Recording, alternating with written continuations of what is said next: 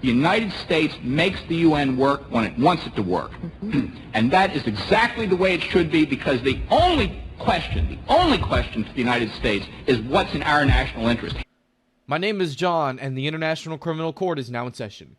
I hope all of you had a Merry Christmas, and hopefully you will all have a Happy New Year as well. And without any further ado, let's talk about the situation within Ukraine. So, to first start off, we're going to go to the sector in the Kherson region, or the Kherson Oblast. We're going to take a look at the situation in Kranky. Now, as all of you know by now, Kranky has been a hotspot of fighting between the amphibious armed forces of Ukraine and the defending Russian armed forces that are deployed in the area. Now, the armed forces of Ukraine, in their summer counteroffensive against the Russian army, have talked about retaking left bank Kherson, as well as pretty much everything in Zaporozhye as well. This would not only eliminate the land bridge to Crimea, but it would also make an entryway into Crimea more plausible than ever before. But, as all of you know by now, it appears for the most part that the amphibious assault in Kranky is a failure.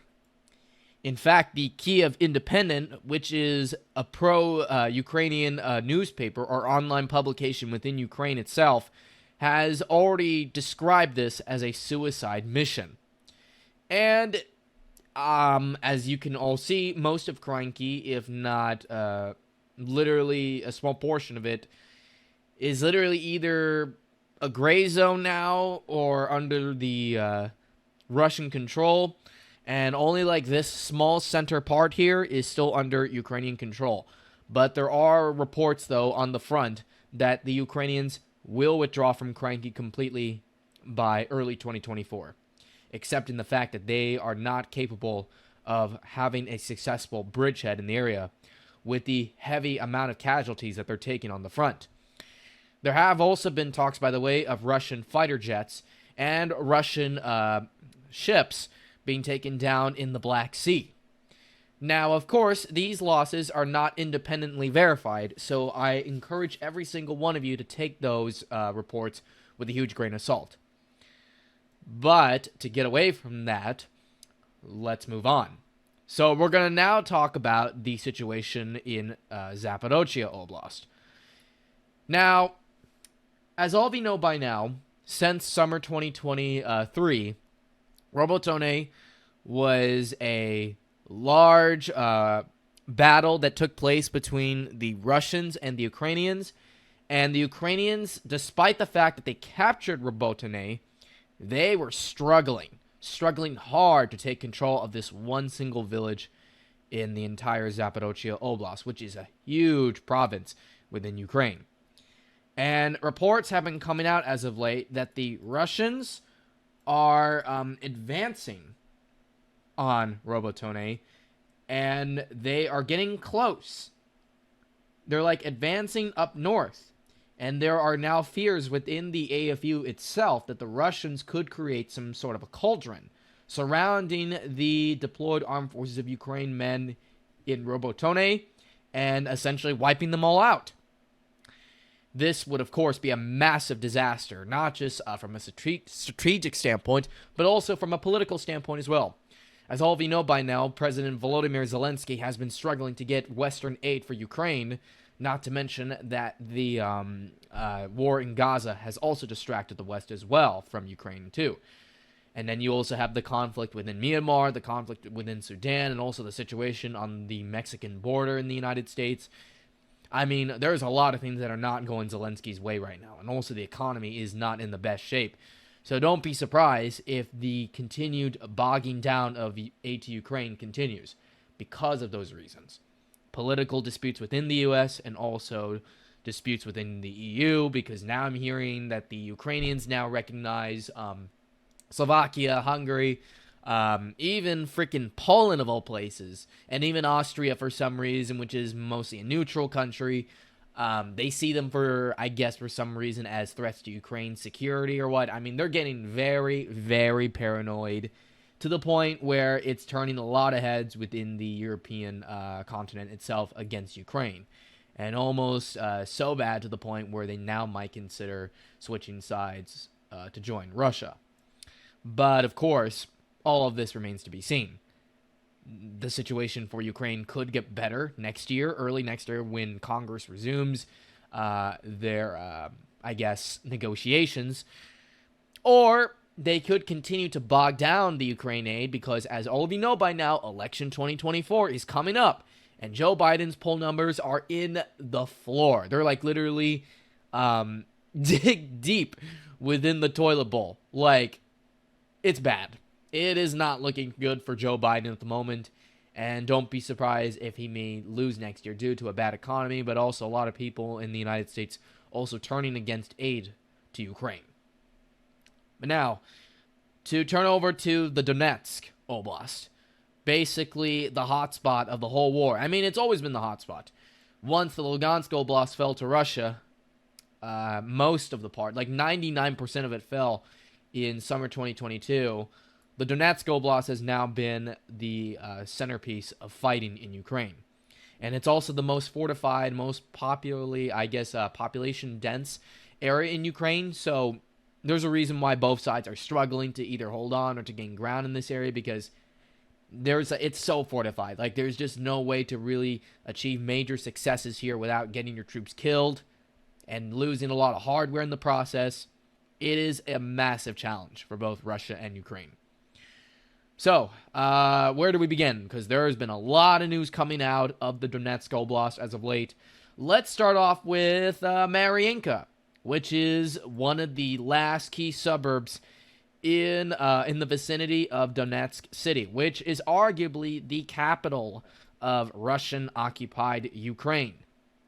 Donetsk is the largest Ukrainian city that is under Russian occupation, and it doesn't appear that Ukrainians are going to retake it anytime soon, if ever, because, I mean, Donetsk is not only a huge city, but it's heavily fortified by the Russian armed forces already, and not to mention the armed forces of Russia are also advancing west of the suburbs of Donetsk City. And as all of you know by now, Marinka, which was one of those key suburbs, has fallen to Russia after an entire year of fighting. Now, for the last, nearly 10 years or so, I think it was 9 years, Marinka sort of became like a frontline city between the Russian separatists and the Ukrainian armed forces. And with the fall of Marinka, now official, I mean, Zaluzhny himself has now confirmed it just a day after Ukrainian military officials had denied it, but Zaluzhny, though, destroyed their illusions at. So it's definitely showing some disputes with Zaluzhny and Zelensky at this moment. But, yeah, it is now official. Marinka has fallen to Russia, and there's now reports that Russia is continuing to advance further west. And don't be surprised if they continue to advance farther and farther away. Like, so far to the point where they'll try to maybe go for Velika Novosilka again. Or maybe even advance further westward towards Dnipro Oblast. Like, don't be surprised if they do that. I mean, it's also going to come down to how well fortified the rest of southern Donetsk Oblast is. But as far as I know, it doesn't look good for the armed forces of Ukraine. And in fact, Russians have already started advancing into the small town of Novome Khalivka. Sorry if I pronounced it wrong. But yeah, so this town is currently under attack by the Russians at this very moment. And it's going to be crucial for Russia to take it, because if they take that, then Konstantinivka will be next. And then the road to Ugledar or Vuhledar, depending on what you call it by, will then be reopened. And you know that the Russians really want payback in Ugledar after the failed offensive to take it last winter. And unlike last time, though, the Russians want to besiege it on all sides. So that means they are not only going to have to take this road here, but they also need to take this road here, which would mean Karakove. Yeah, Karakove. So then they would need to take Karakove and then advance down this road here. Maybe take Velika Novosilka, and then they get this nice road here that go straight for Uglidar. So they have to besiege it in order to really take it. But going into 2024, what will Russia's main priority be? Will it be to take the southern Donetsk Oblast, or are they going to further double down on Avdiivka? Because Avdiivka, as you all know by now, is the big battlefield right now in Ukraine. In fact, the Russians took their very first neighborhood within the city or within the town. And as all of you know, Avdiivka is like one of the last, besides Marinka, it's one of the last major suburbs of Donetsk that are still under Ukrainian control, at least for the most part it is. But now they no longer control it completely because the industrial zone here in the south is now under Russian control. So Avdiivka, not much has changed, although Russians have tried advancing. Sepove is in the gray zone, though there are reports that the Russians have taken control of it.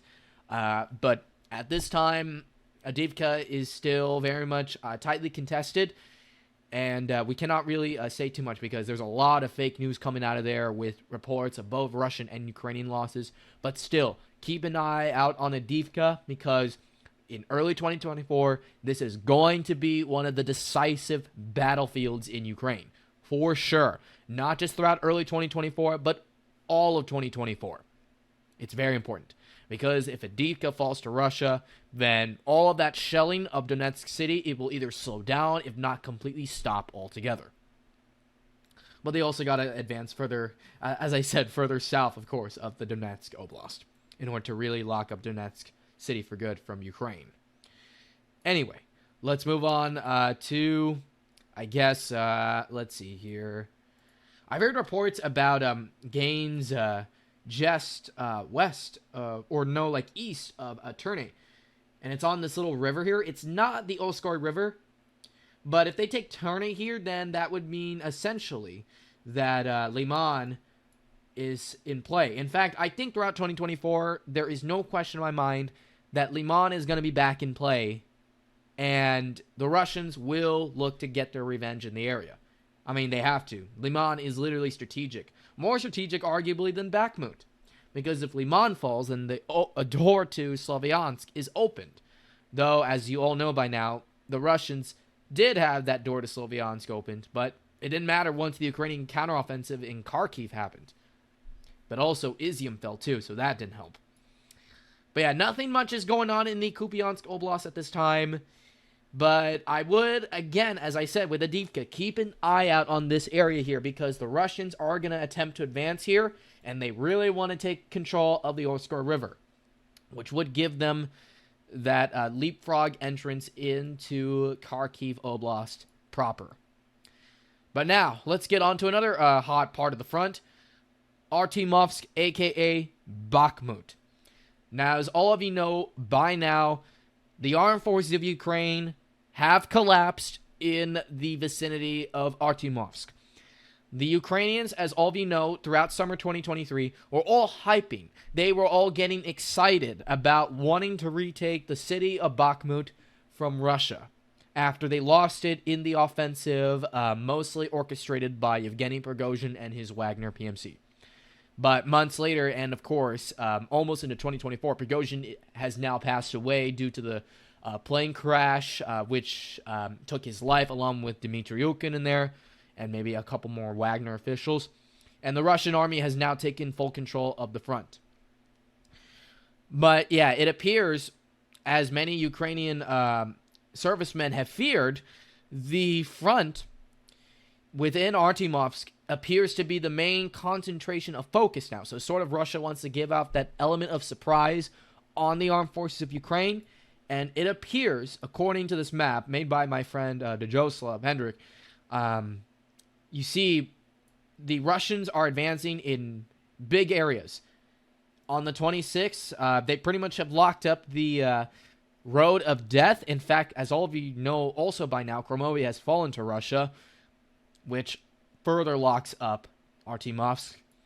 And then some farmlands and I guess some little houses, I think, have now also been retaken by Russia, especially on Christmas Eve. And in Klishivka, the heights near it have also been taken, and a good portion of Klishivka is now either in the gray zone or under Russian control once more. And because of the recent advances by the Russian armed forces, they are now at the gates of Ivanevsky. And going into 2024, the Russians are going to aim to take Ivanevsky. And if they do, it will get them to the gates of Chasiv Yar. And if Chasiv Yar falls to Russia, that will gain them a massive advantage in artillery, because Chasiv Yar, geographically, is one of the most highest peaks in the entire Donetsk Oblast. Because if Chasiv Yar falls, Slavyansk and Kramatorsk are within firing range. And not to mention Konstantinivka too, which is this big city here within the Donetsk Oblast. Now, I don't expect an offensive on Toretsk next year, at least immediately, but for sure, if Chasiv Yar falls to Russia, Slavyansk, Kramatorsk, and Konstantinivka, they're all going to be artillery targets for Russia, and they're going to accelerate the bombing campaigns. Now, do I think they're going to do frontal assaults on them? I don't think so. I think that in order for the entire Donetsk Oblast to fall to Russia, it's going to require, as I said in a previous video I made in the past, for the Russian WOW offensive to take place. In other words, a large-scale, big arrow offensive taking Chernigov and Sumy and parts of Kharkov, and then taking maybe most of Poltava Oblast as well, and going, of course, also through Dnipro, Petrovsk, and then eventually ending up back in the Donbas again, Donetsk and the Lugansk People's Republics. And as very difficult and maybe impossible as all of this may seem, it's literally the only way for Russia to really take the Donbas without getting too many casualties. Though, I mean, it all remains to be seen if Russia is going to attempt the WOW offensive once again, like they did in February 2022. But the fact that the Russians are now advancing, Bogdanivka, by the way, is 40% under Russian control, and already the village center is already under their control already. So, an entry into Chasiv Yar is very inevitable at this point, and I can definitely see Chasiv Yar and Avdiivka, and I guess maybe the outskirts of Uglidar being maybe the first, major fields. But also keep an eye on the Zaporozhye Oblast too, because, as I said earlier, they're trying to form a cauldron, and if Russia is able to form that cauldron, then not only will they wipe out those AFU servicemen there, but they will then be able to re-advance within the province itself. But overall, before I end the video, I think throughout the first phase of 2024, we are going to see big activity in the southern Donetsk Oblast. We're going to see activity in Avdiivka, and then we are going to see big activity in the vicinity of Artemovsk, Chasiv Yar, and of course Siversk.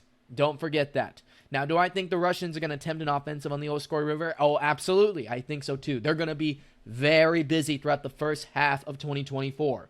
Basically, the first 5 to 6 months in the entirety of the Donbas and Zaporozhye.